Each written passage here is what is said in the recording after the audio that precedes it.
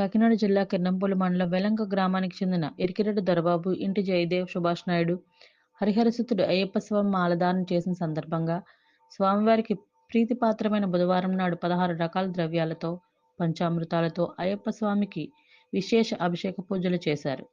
ముందుగా ప్రముఖ అర్చకులు నవీన్ భక్తి శ్రద్ధలతో దొరబాబు లక్ష్మి దంపతుల చేత గణపతి పూజతో పాటు ప్రత్యేక పూజలు చేసిన అనంతరం అభిషేక పూజ వేద మంత్రాలతో స్వామి శరణఘోషతో శాస్త్రోక్తంగా చేయించారు.